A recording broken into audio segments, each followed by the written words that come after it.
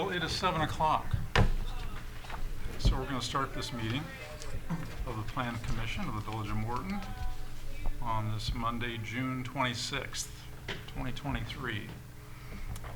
So can you call the roll, Mr. Marks? It's Guile. Here. Knapp. Absent. Ritterbusch. Here. Keach. Here. Zobrist. Here. Opperly. Here. Yordi. Absent. Barton. Here. We have quorum. Okay. Brad, could you introduce our new board member? Yes, I'd be happy to. Grant Barton previously served on the Zoning Board of Appeals for I don't know how long, but quite some time. He took a small retirement and decided he wanted to come back and serve again. And so he's a great addition. So this is Grant Barton. And welcome. If you haven't met him, Thank you.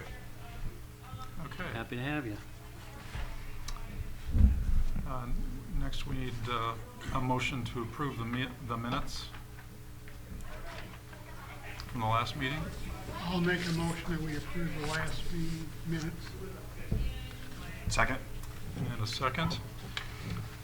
Can that just be a roll call? I mean, is that just a... I'm going to do a roll call Okay. because I believe there's going to be an abstain. Zobrist, Abstain.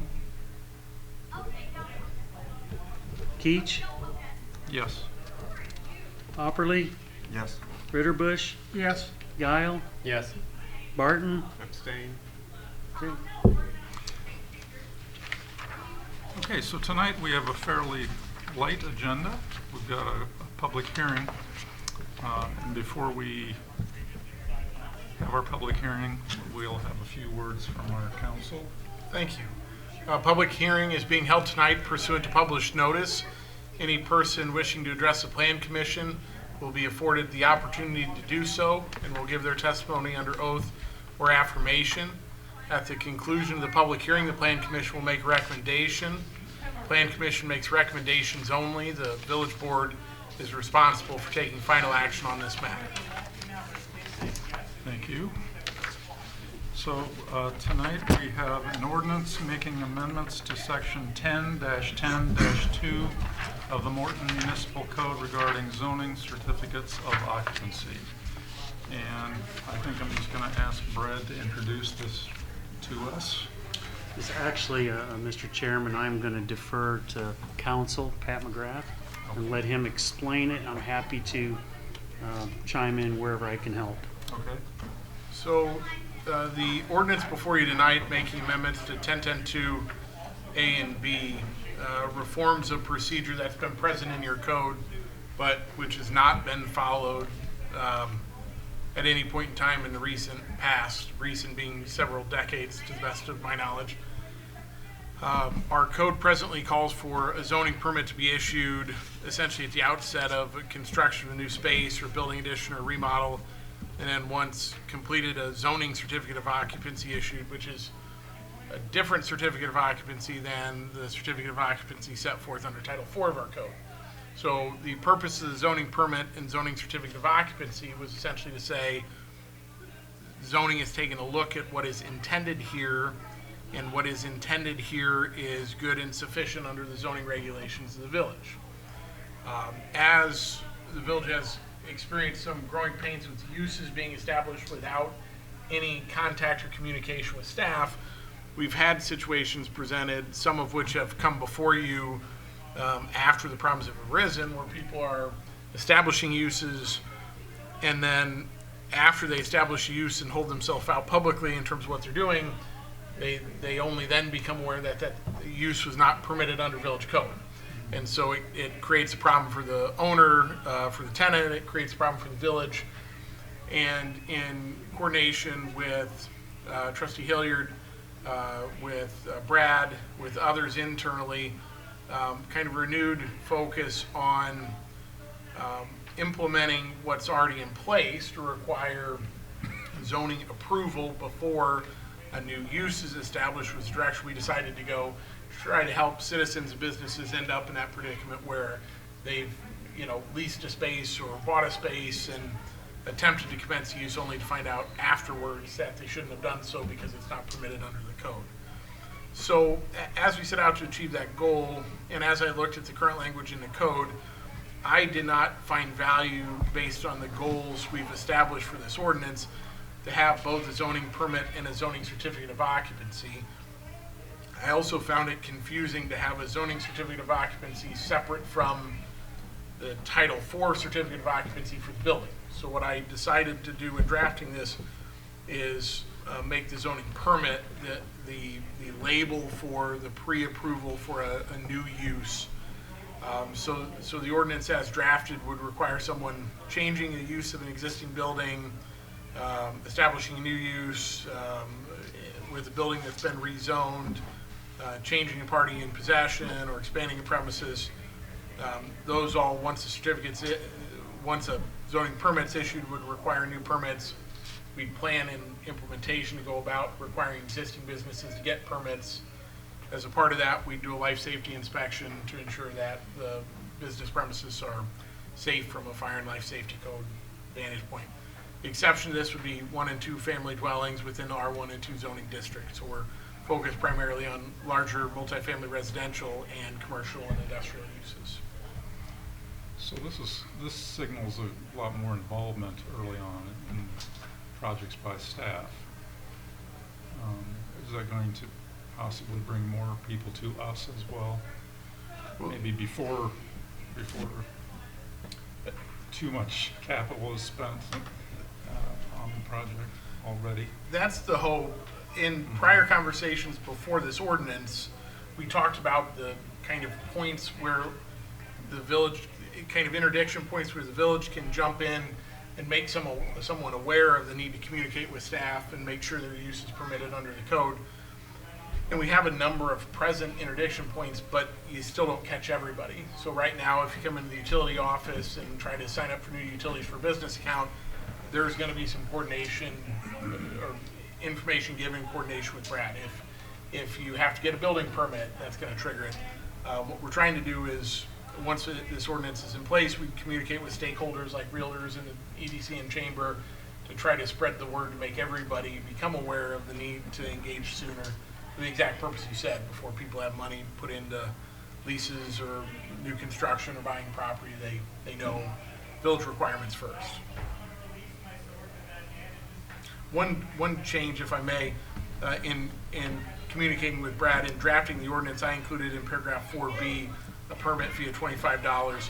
The village does not intend to charge a permit fee, and so that would be one item that would intend to be struck from the ordinance as presented to the village board. Certainly, if the commission has a different recommendation, you can pass that along, but it's not intended to be revenue generating, and the village at this point does not intend to charge any fee related to the issuance. 4B?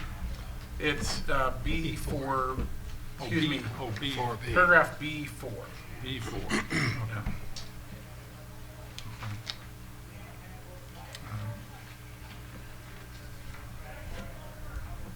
Well, before we discuss this as a board, I guess because this is a public hearing, I need to ask if there's anybody from the public who would like to make comment on this proposed amendment.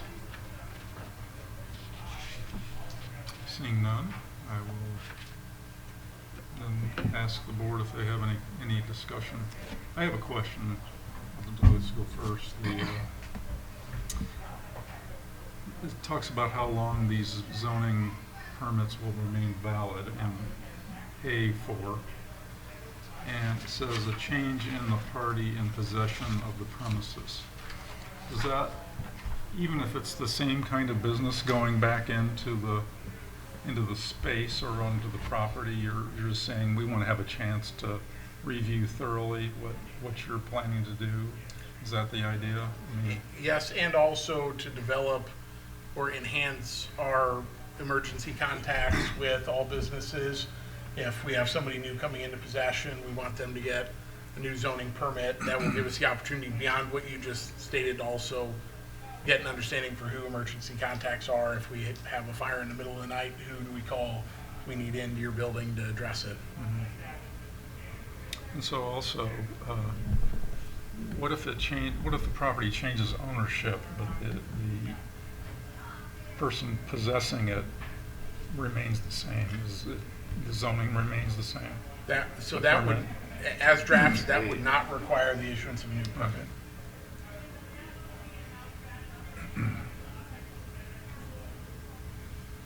Anybody else have questions for? So how does this change, you talk about new businesses going into a space and getting themselves in a predicament where they're going into a B2 when, they're only allowed to be in a B3 or something. How does this get in their hands any sooner than what we had before?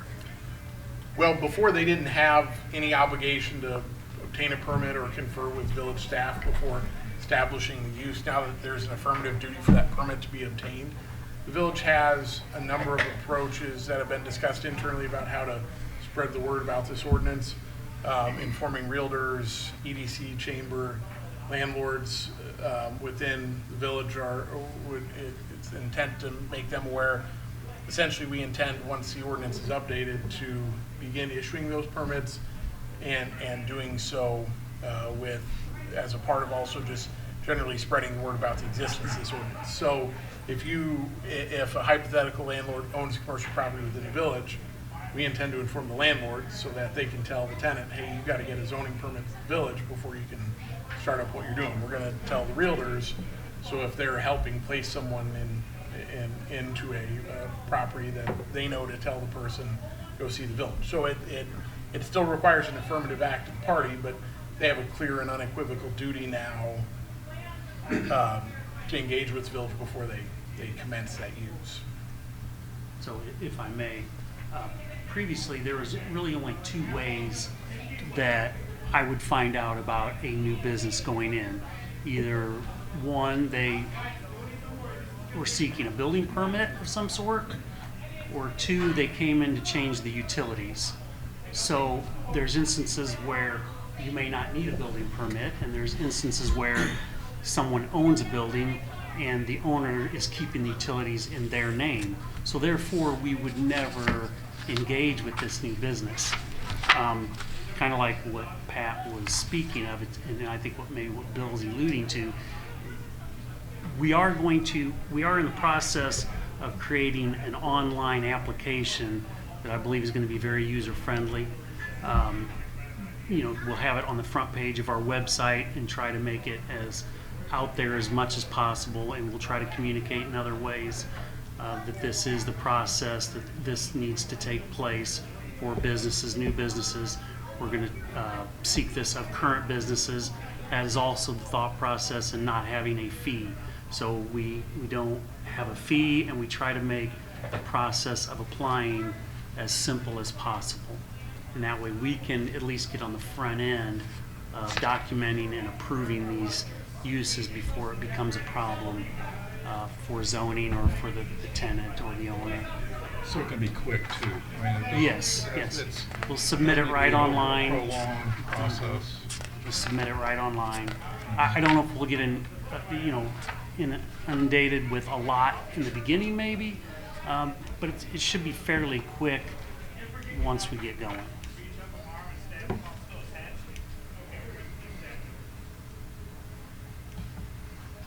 So there may be businesses in Morton who do not meet the zoning ordinance. Are they grandfathered in? Well, I think our code calls them existing non-conforming Okay. uses.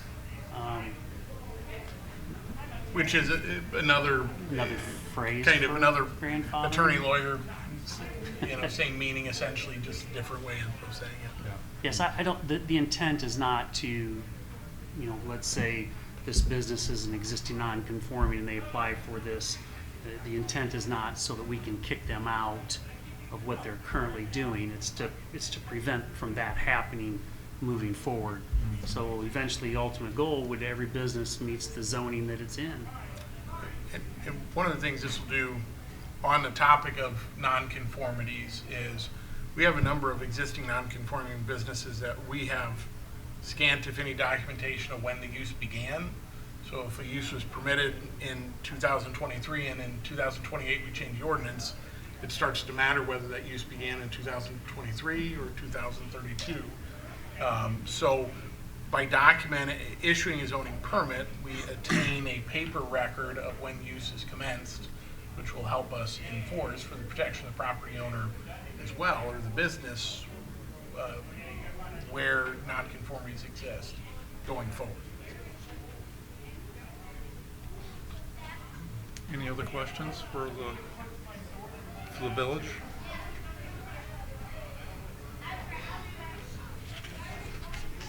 Discussion? Any discussion that we need to have between ourselves here?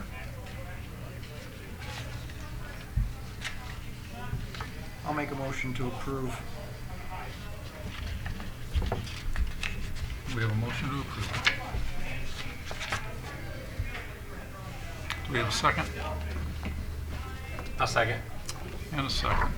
Any further discussion? If not, let's call the question. Keach, Yes. Hopperly, Yes. Ritterbusch, Yes. Dial, Yes.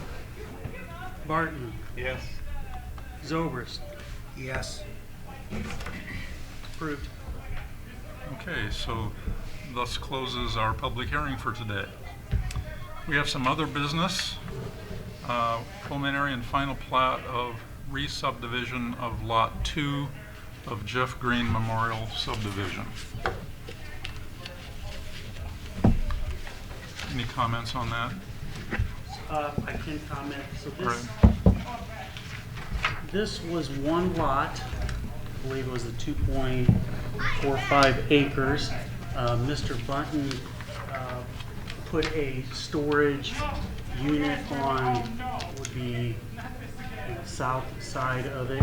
I think, to make a long story short, he doesn't have a need for that acre there, so he's subdividing it to make another parcel.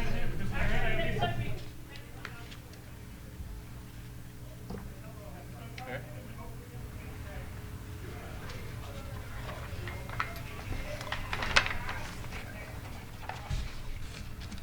Is that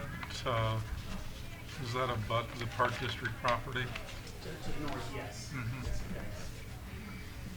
On that south, where you see the curvature there is, that's where Mr. Button's current building is. Okay. Are there any questions for Mr. Marks?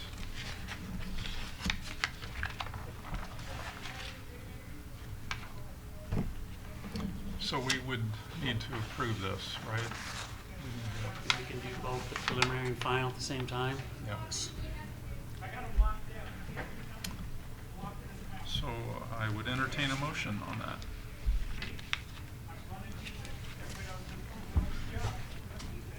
Make a motion to approve the preliminary and final plat. Second. And a second. Dial, Yes. Ritterbusch, Yes. Hopperly, Yes. Barton, Yes. Zobrist, Yes.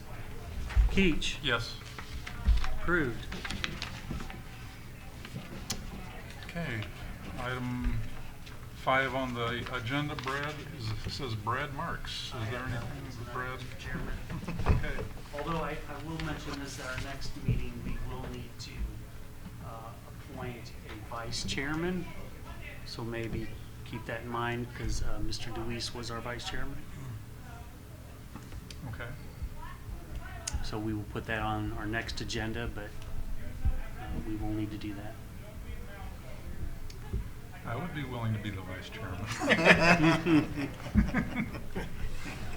Don't You can everybody- if you find a president. Okay. So we need a motion to adjourn. So moved. Second. And a second. All in favor, say aye. Aye. Aye. Thank you, gentlemen. picking a vice chair at the next meeting.